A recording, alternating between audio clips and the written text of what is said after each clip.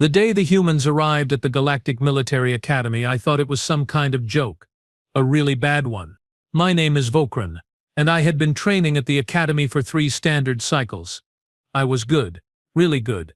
Top 15% of my class specialized in tactical warfare, and I had every reason to believe that my species, the Threxians, were among the finest military minds in the known galaxy. We had conquered 12 star systems. We had repelled the Korthian invasion. We were, in a word, unstoppable. And then these humans showed up. They looked ridiculous. Honestly, they did. Short by galactic standards, no natural armor plating, no venomous capabilities, no redundant organ systems. They were squishy. That was the word that kept bouncing around the barracks after their shuttle landed. Squishy. Like you could poke one with your finger claw and it would just deflate. I remember standing in formation that first morning, watching them file into the parade grounds. There were 5 of them in this batch. Marcus Holt was their leader, apparently. Tall for a human, I suppose, with this strange hair on his face that seemed to serve no tactical purpose whatsoever. Next to him was Jessica Vale, who looked even smaller than the rest. Then Tom Rivers, Arya Grant, and someone they called Lopez, but who later insisted we call him Danny. My best friend Taurix elbowed me in the ribs. Well, what passes for ribs in Threxian anatomy?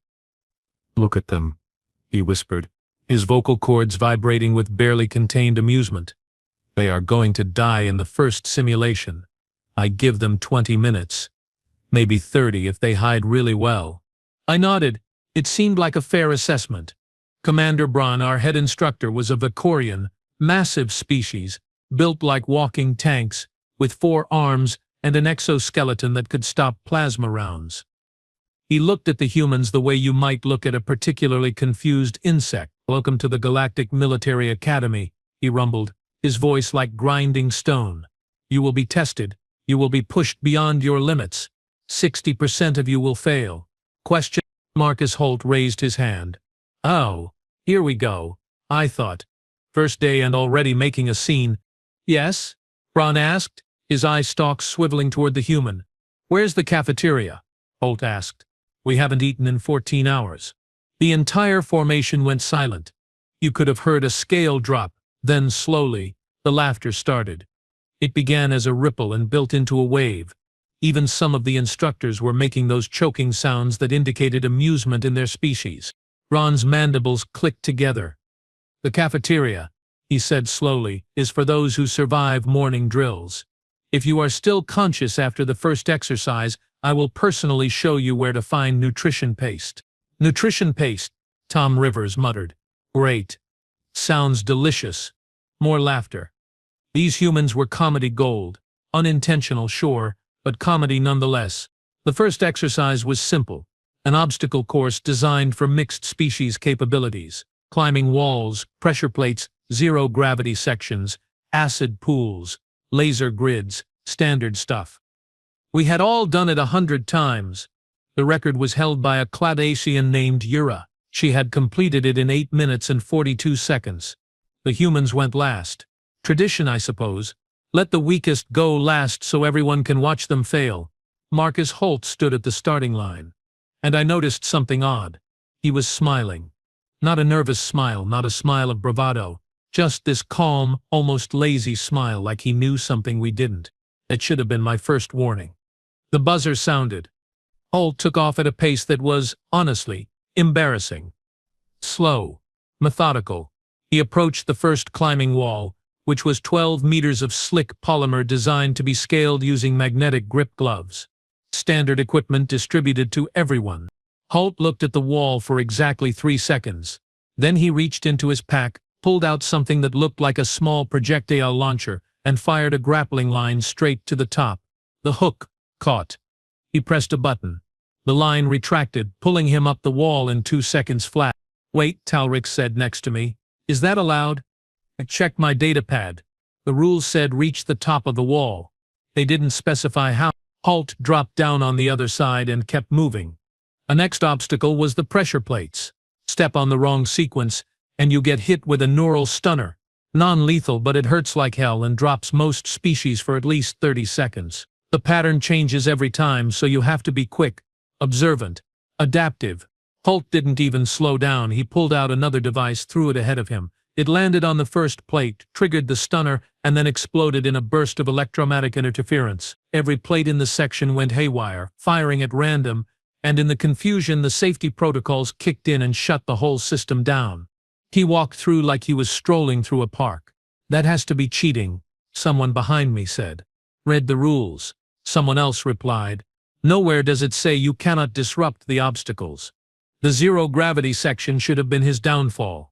Most species have some degree of spatial awareness in null-G environments. Humans, as far as we knew, were planet-bound creatures. They should have been helpless. Holt pulled out a compressed air canister and used it like a thruster, steering himself through the section with casual precision. He even did a flip, a completely unnecessary flip. Show off. By the time he reached the acid pools, the laughter had stopped. We were all watching in silence. The pools were 3 meters wide. You were supposed to use the retractable bridges, but they only extended for 5 seconds at a time, and the control panels were on opposite sides, meaning you needed a partner or incredible speed. Holt looked at the pool, looked at his pack, pulled out a collapsible pole, extended it to full length, planted one end, and vaulted over the entire thing like some kind of primitive athlete. He crossed the finish line in 6 minutes and 18 seconds. A new record. Commander Braun stared at the timer like it had personally insulted his ancestry. "That," he said slowly, "was not standard procedure." "No, sir," Holt agreed, still wearing that infuriating smile. "It was effective procedure." The rest of the humans completed the course using similar methods. Jessica Vale used some kind of adhesive spray to walk up walls. Tom Rivers short-circuited the laser grid with a mirror array. Aria Grant brought a drone that mapped the safe path through the pressure plates. Danny Lopez just ran really fast and seemed to rely on pure luck, which somehow worked. They all finished in under 10 minutes. All of them broke the top 20 records. We went to the barracks that night in a state of confused silence. Talaric sat on his bunk, cleaning his weapon with more aggression than necessary. "They cheated," he insisted. "All of that equipment, those gadgets, we were not issued any of that." "They brought their own gear," I pointed out. "The rules do not forbid it." "The rules were written assuming people would follow the spirit of the challenge." "Maybe," I said quietly. "The humans do not care about the spirit. Maybe they care about results." Talarix threw his cleaning cloth at me. "You are defending them now." "I am stating observations." The next day was combat simulations. Now this, I thought, this would be different. This was not about clever gadgets or rule exploitation. This was about tactics, strategy, split-second decisions. This was where the humans would finally show their true limitations. We were divided into squads, mixed species, of course, to promote cooperation and understanding between cultures. I got assigned to a squad with Talrix, 2 Corthians named Velk and Rixus, and Marcus Holt. Oh, perfect. Just perfect. The simulation was planetary defense. We were the attacking force, tasked with breaching a fortified position held by instructor-controlled drones. Standard assault tactics: overwhelming force, coordinated strikes, establish a beachhead, push forward. Simple. Holt gathered us together before the simulation started. "All right," he said, looking at each of us in turn. "What is our objective?" "Reach the fortress," Velk said immediately. He was a Corthian shock trooper, built like a mobile artillery platform. Subtlety was not in his vocabulary. "Wrong," Holt said simply. Velk's scales bristled. In Corthian body language, that was a prelude to violence. "How is that wrong?" "That is literally the objective." "The objective," Holt said patiently, "is to complete the simulation with the highest score possible. Points are awarded for speed, minimal casualties, and tactical efficiency." Yeah. I checked the briefing. He was right. "Correct," I said. "So breaching the fortress is only one method," Holt continued. "A very expensive, very slow method. We are going to do something else." "Like what?" Rixus asked. "We are going to make them come to us." I blinked. All 3 of my eyes. "That makes no sense. They are defending. Why would they leave their fortified position?" Holt's smile returned. That smile. I was beginning to hate that smile. "Because we are going to give them a reason." The simulation began. Standard doctrine said we should scout the approaches, identify weak points, mass our forces and strike. Instead, Holt had us spread out in a wide perimeter, staying just outside the fortress's weapon range. Then he had Velik fire a single shot at their communications array. Not enough to destroy it, just enough to damage it. "Now we wait," Holt said. "For what?" Talrix demanded. "For them to panic." It took 4 minutes.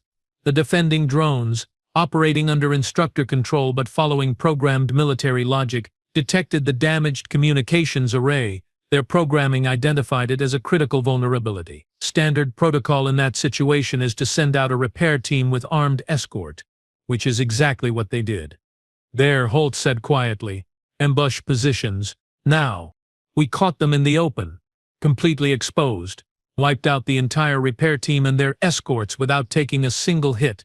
Then before the fortress could respond, Holt had us target the power relay on the eastern wall, not the main generator. The relay. "Why the relay?" I asked. "Because," Holt explained as he lined up his shot, "if we take out the generator, they have backups. But the relay controls the distribution. Take that out, and half their defensive turrets go offline for at least 30 seconds during the switchover." He fired. The relay exploded.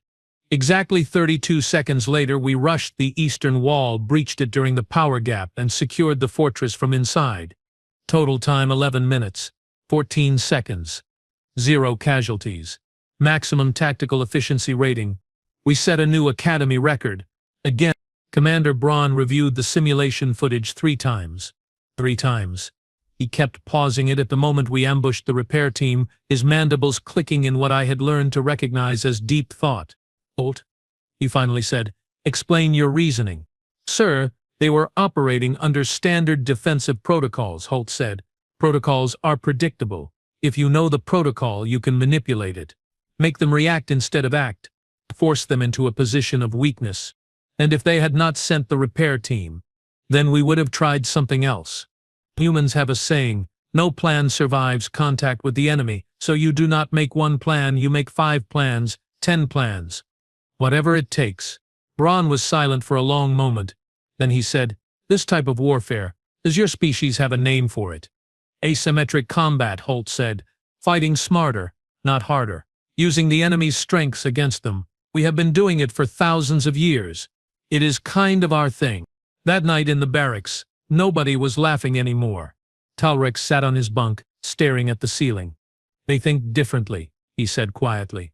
"Not better, not worse. Just differently. They do not fight the battle in front of them," I said, working through the logic. "They fight the battle they want to have. They change the parameters. That should not work. But it does." The weeks that followed were a systematic dismantling of everything we thought we knew about warfare. Every simulation, every exercise, every tactical scenario. The humans approached it from an angle nobody expected. They used noise as a weapon, creating distractions and false targets. They turned our own communication networks against us by introducing carefully crafted misinformation. They won a starship boarding exercise without firing a single shot, just by convincing the defending team that their air supply was contaminated. That last one was particularly clever and infuriating. We spent 20 minutes in sealed suits, burning through our limited oxygen supplies, searching for a contamination leak that never existed. By the time we figured out it was a bluff, the humans had waltzed onto the bridge and claimed victory. Jessica Vale was especially good at what they called social engineering.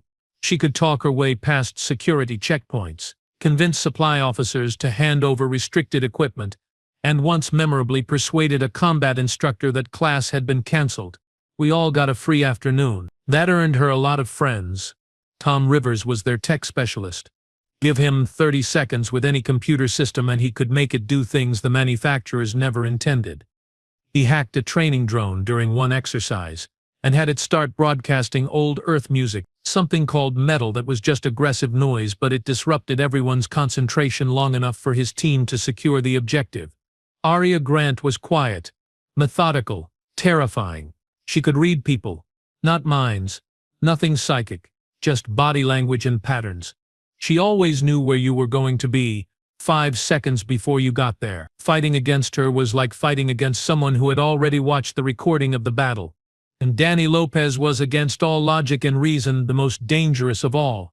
Not because he was the smartest or the most skilled, Because he was unpredictable. Random. He did things that made no tactical sense, which made him impossible to counter. You cannot defend against someone whose next move is determined by what he had for breakfast. Seriously. He told me that once. I had the green nutrition paste this morning, he said, so I am feeling left flanking maneuvers today. That is not how military strategy works, except when he does it somehow, it works. By the end of the second month, the academy had completely restructured its curriculum. The humans were not just students anymore, they were assistants, consultants. Other students started requesting their presence in study groups. Instructors asked them to help design exercises. Entire battle doctrines were being revised based on human input. And the crazy thing, the thing that kept me awake at night staring at my ceiling and questioning reality, it worked. All of it worked. Species that had been fighting wars the same way for thousands of years were suddenly winning simulations they had always lost before.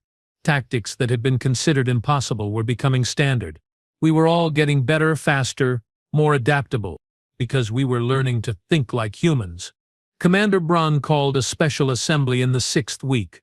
The entire academy, all 4,000 students, crammed into the main auditorium. He stood at the podium, his massive form somehow looking smaller than usual. When the humans first arrived, he began, his voice carrying across the silent hall, many of you laughed. Many of you considered them weak, inferior. I know this because I thought the same thing. Uncomfortable shuffling rippled through the crowd. I was wrong, Braun continued. We were all wrong. Not about their physical capabilities.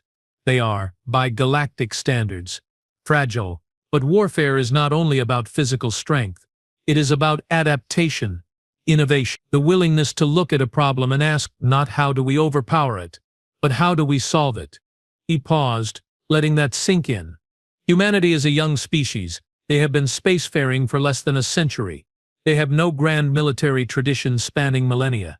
Do you know what they have instead? Silence. They have thousands of years of fighting themselves, of warfare between their own nations, their own tribes, their own cities. They have a saying, necessity is the mother of invention. Humans became innovative because they had to, because they were fighting enemies just as clever, just as desperate, just as human as themselves. They could not rely on superior strength or natural weapons or technological advantage. So they learned to improvise, to adapt, to think. I saw several instructors nodding, even Yura, the Kalaveshian record holder who had been furious about losing her obstacle course title, was listening intently. Starting next cycle, Braun announced, human tactical theory will be a required course for all combat specializations. The humans have agreed to teach it. I suggest you all attend, and I suggest you all pay very close attention. He dismissed us, and the hall erupted into conversation. Excited, nervous, curious conversation. Talrix found me in the crowd. This is unprecedented, he said, a species barely out of their home system, teaching at the academy. Teaching us? They earned it. I said simply. I know. That is what concerns me. Why? He looked at me with all 4 of his eyes, his expression serious. Because if humans can do this in warfare, in tactics, in strategy, what else can they do? What happens when they turn that innovative thinking to science, to engineering, to diplomacy? I had not considered that. I thought about it now. Humans, with their strange, lateral thinking, their refusal to accept limitations, their absolute determination to find solutions instead of accepting problems. I think, I said slowly, the galaxy is going to be a very different place in 100 years. Talrix nodded grimly. I think you are right. That night I stayed up late, reading through human military history on the Academy network, and the more I read, the more I understood. These were not warriors in the traditional sense. These were survivors, problem solvers, a species that had faced every kind of disaster, conflict and challenge their planet could throw at them, and instead of being destroyed, they had learned, adapted, overcome. There was this one historical battle I found particularly fascinating, a place called Thermopylae, where 300 soldiers held off an army of thousands, not through superior weapons or armor, but through terrain advantage, tactical positioning, and sheer stubborn refusal to give up. That was very human, refusing to accept the logical outcome. finding a way when no way existed. I fell asleep reading about something called the Trojan horse, and I dreamed of massive wooden structures and soldiers hiding in the bellies of gifts. When I woke up, I realized something important, something that changed my entire perspective. We had not been teaching the humans how to fight. They had been teaching us all along. Every simulation they won, every record they broke, every impossible scenario they solved, they were showing us a different way. Not the right way, not the only way, just a different way. And different, I was learning, could be very, very powerful. Human Tactics Month 1 started the following week. The classroom was packed. Standing room only. Marcus Holt stood at the front, looking amused by the turnout. "All right," he said, activating the display screen. "Lesson 1. Forget everything you know about fair fights. Fair fights are for sports. War is about winning. And to win, you need to accept one simple truth." He paused for dramatic effect. Humans love their dramatic effects. "The rules," he said with that smile, that infuriating knowing smile, "are just suggestions." And that, I realized with a mixture of excitement and terror, was when everything truly began to change. Human Tactics 101 became the most popular elective in Academy history within 2 weeks. Within a month, it was not an elective anymore. It was mandatory. And I mean mandatory in the way that breathing is mandatory. Skip it, and your entire military career was basically over before it started. I sat in that classroom 3 times a week, taking notes like my life depended on it. Because honestly, it probably did. Marcus Holt was a natural teacher. He made complicated concepts sound simple. He used examples from human history that were so bizarre, so outlandish, that they had to be true. Nobody could make this stuff up. Like the time he told us about a human military operation called D-Day. An amphibious invasion involving thousands of ships, hundreds of thousands of soldiers, all hitting a heavily fortified coastline. The defenders had every advantage: high ground, prepared positions, artillery, the works. "So how did we win?" Holt asked the class. "Overwhelming numbers," someone suggested. "Partially," Holt agreed. "But numbers alone get people killed. We won because of deception. Months before the actual invasion, we created an entire fake army, complete with inflatable tanks, dummy aircraft, fake radio traffic. We convinced the enemy that we were going to invade somewhere completely different. They moved their forces to defend the wrong beach. When we hit the real target, they were out of position." Talrix raised one of his manipulator appendages. "You built fake equipment, fake armies? Just to lie?" "Absolutely," Holt said cheerfully. "War is about information. Control what the enemy knows, and you control what the enemy does. It is cheaper to build a rubber tank than a real one, and if it makes the enemy waste resources defending the wrong position, it is worth every credit." Jessica Vale took over the next section. She specialized in what humans called psychological warfare. Mind games on a massive scale. "The brain," she said, tapping her head, "is your most powerful weapon, and also your greatest vulnerability, because brains look for patterns. They make assumptions. They take shortcuts. And every single one of those shortcuts can be exploited." She pulled up a simulation, a standard hostage rescue scenario. Armed combatants holding civilians in a fortified structure, clock ticking. "Lives at stake. Standard approach?" she asked. "Negotiation followed by tactical breach if negotiations fail," I answered. "It was textbook." "Boring," Vale said.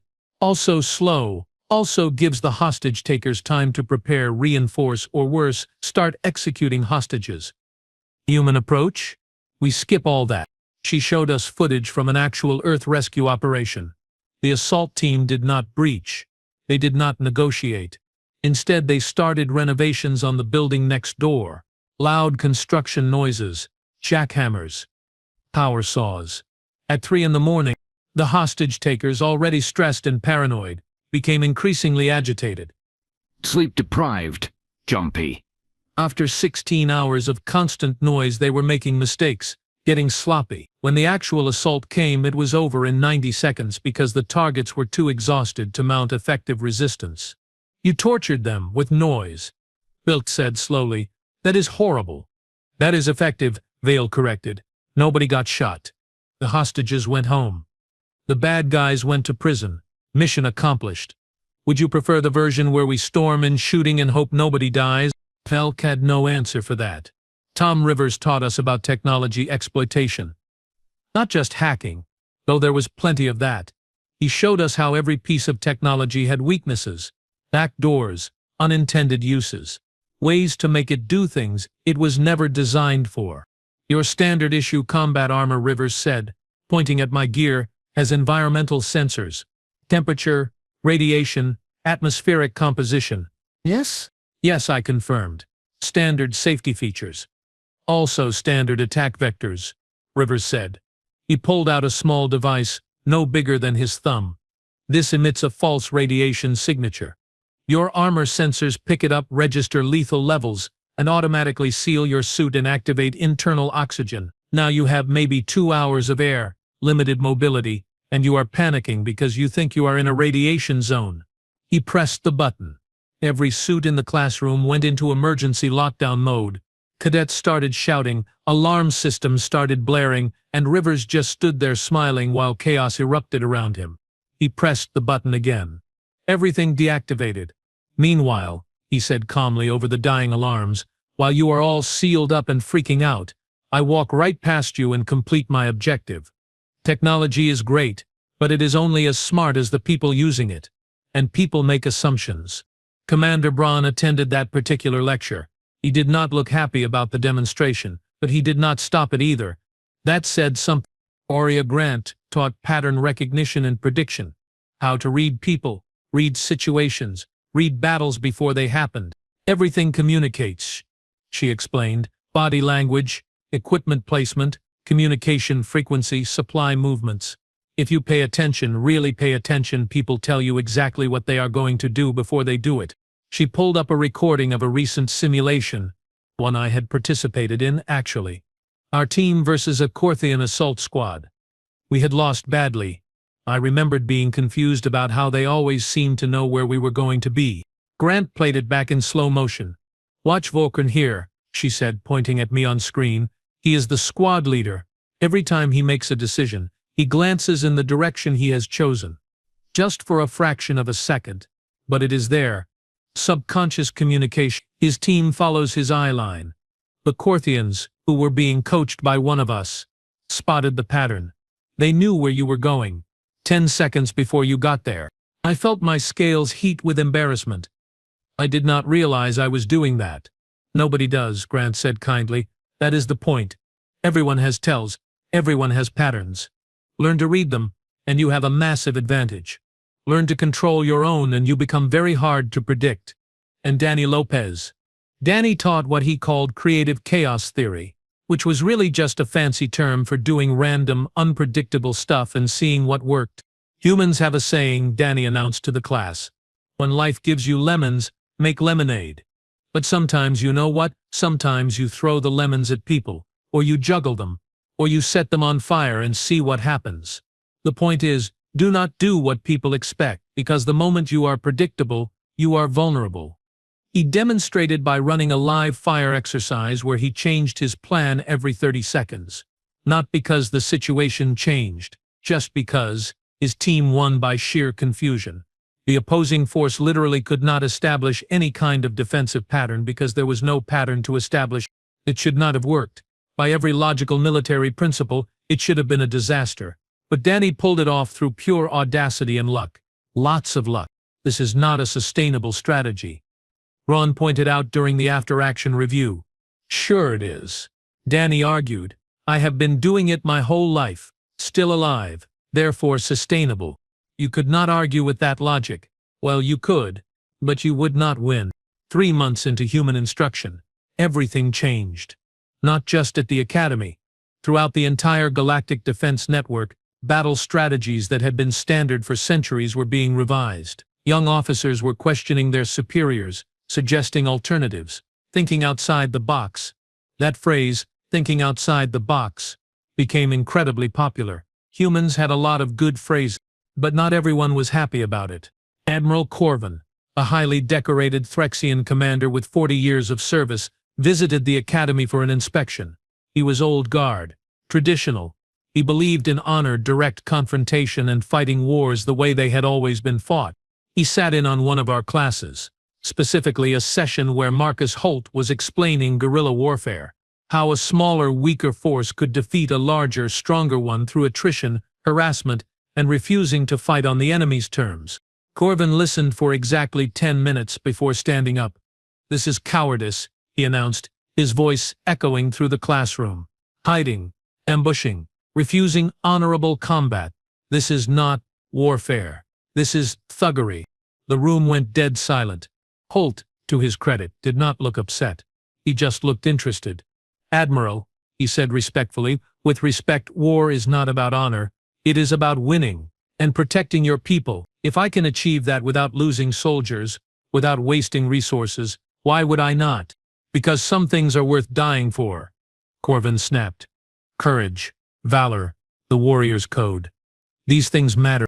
"They do," Holt agreed, "but they matter less than going home alive." "Admiral, how many soldiers have you lost in combat over your career?" Corvin paused. "Too many," he said quietly. "And how many of those deaths were necessary?" Holt pressed. "How many could have been prevented with better tactics? Smarter planning, a willingness to fight the battle you could win instead of the battle your honor demanded."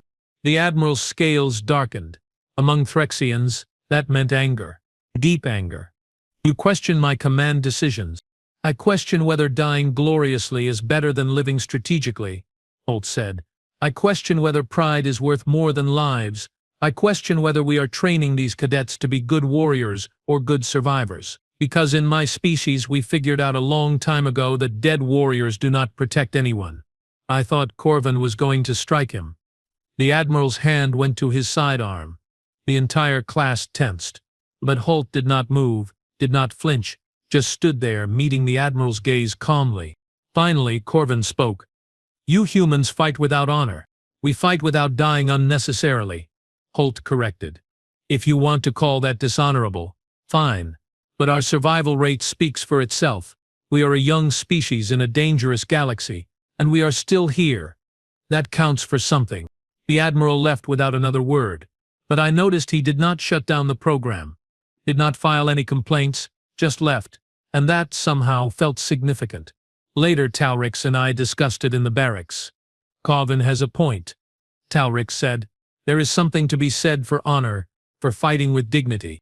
There is also something to be said for winning," I countered, "and going home to your family. What good is honor if you are dead?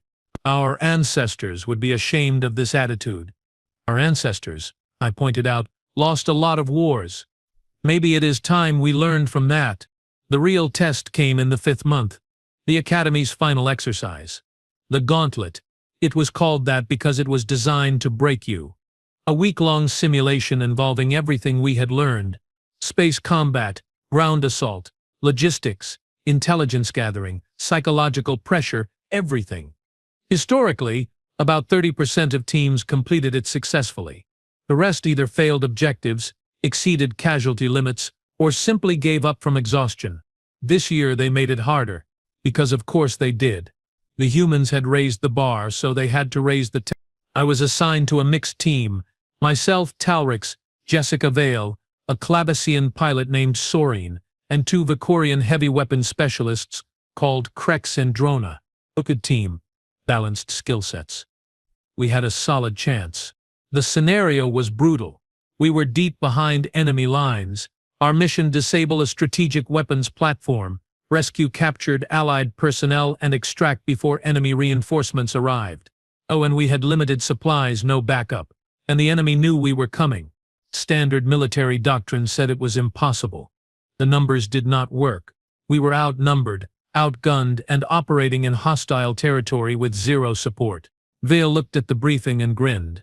That terrifying human grin that meant she had an idea.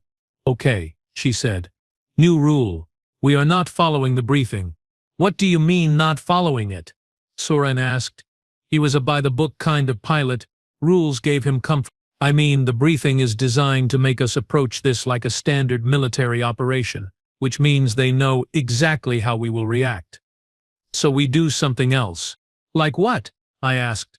"We make them think we are multiple teams. We split up, leave traces of activity in 5 different locations, make them spread their forces looking for us. Then, while they are chasing ghosts, we hit the actual objectives with minimal resistance. Tolerex processed that. That could work, but it requires perfect timing and coordination. Good thing we have been training for 5 months, Vale said. We planned for 6 hours straight. Every contingency, every backup plan, every possible point of failure. By the time we entered the simulation, we had 17 different approaches ready, depending on how things developed. The first phase went perfectly. We split into 3 pairs, moving through different sectors. Each pair left evidence. Equipment caches, spent ammunition, false communication signals. The enemy monitoring systems picked it all up, and their forces divided to investigate. By hour 12, they were chasing 3 separate phantom teams, while the real team, having regrouped, moved on the weapons platform unopposed. The platform itself was heavily defended, but here is where human thinking really shined. Krex and Drona, our Vakorian specialists, wanted to blow the main doors and fight through. Traditional approach. Loud, violent, effective, if you had overwhelming force. We did not have overwhelming force, we had cleverness, and Jessica Vale. She walked up to the main gate, alone, unarmed, broadcasting a distress signal, claimed to be a refugee fleeing combat.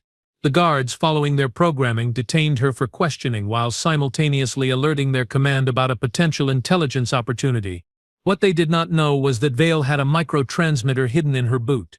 While they questioned her, she was mapping their entire security network, identifying patrol patterns, finding the gaps.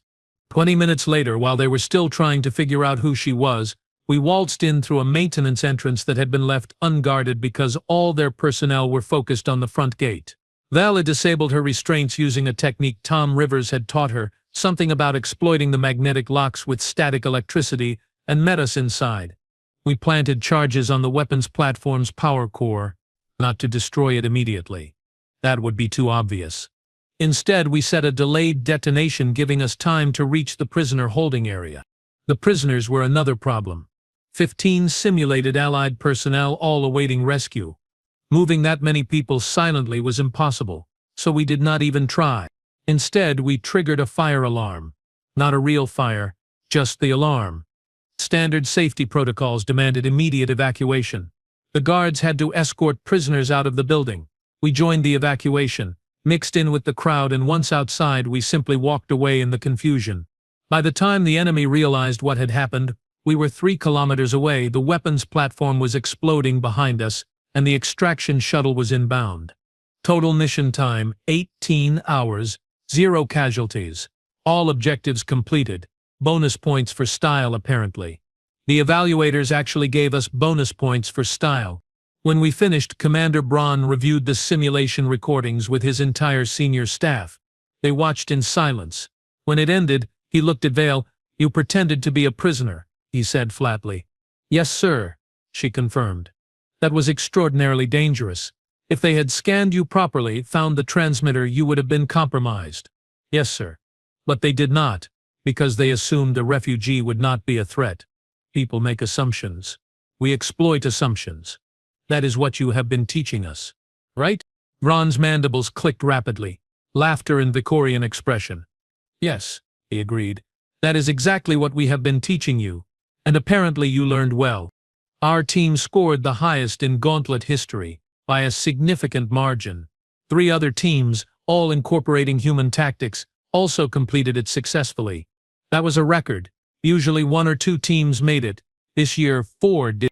The Academy Board met for 3 days after that. Closed-door meetings. Lots of arguing.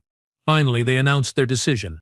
Human tactical doctrine was being adopted galaxy-wide, not replacing traditional methods, supplementing them. Every military academy, every training facility, every strategic command center would receive human advisors. The humans were being integrated into the Galactic Defense Network at every level. Some species were thrilled, others were terrified. A few threatened to withdraw from the GDN entirely rather than accept human methods.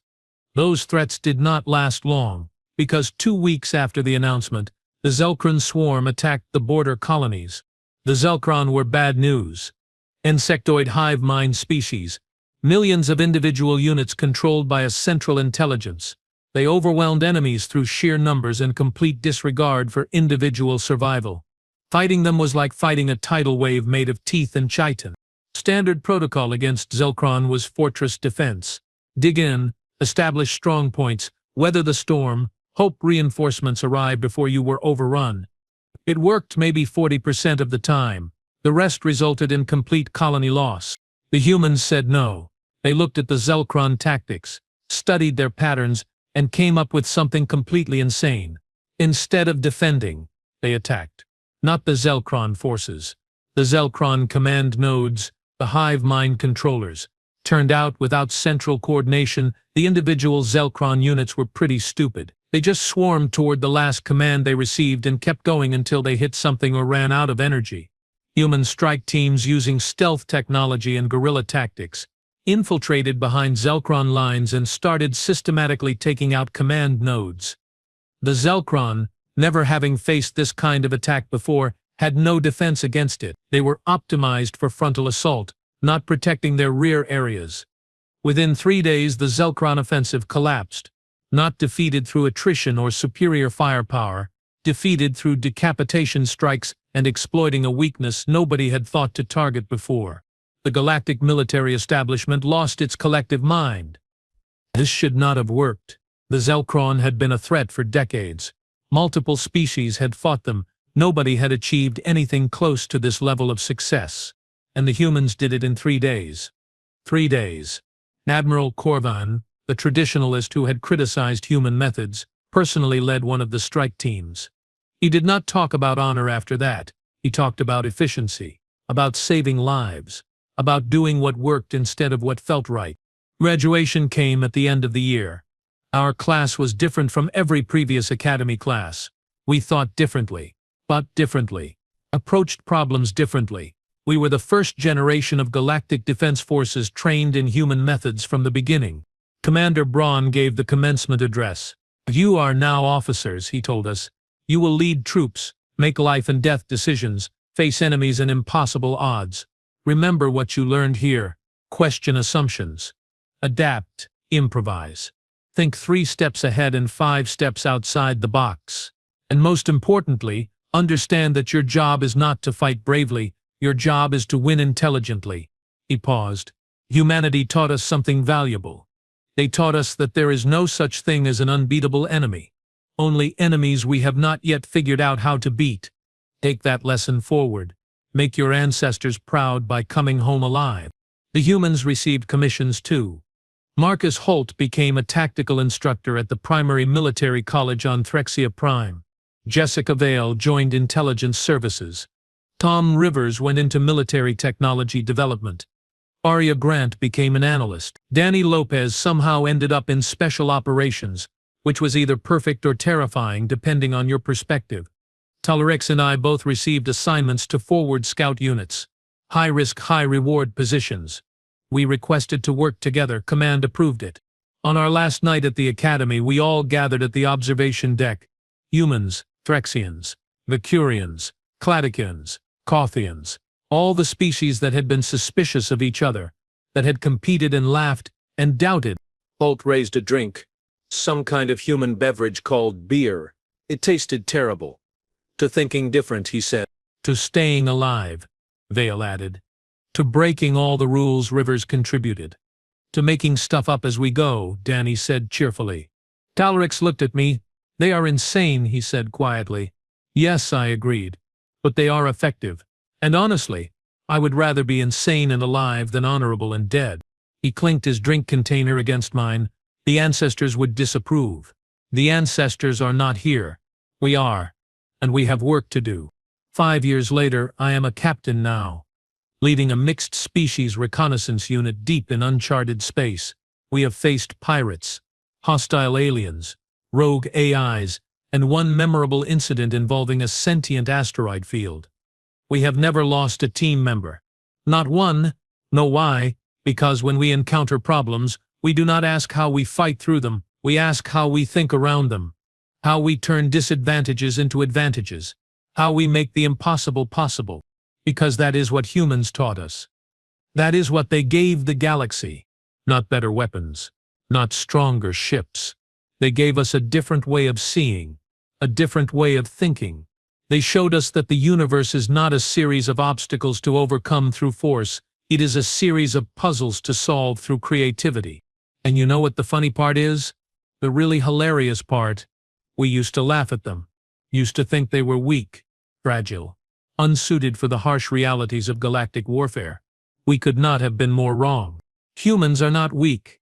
They are the most terrifyingly adaptive species in the galaxy, because they do not just survive challenges, they learn from them, grow from them, turn them into advantages.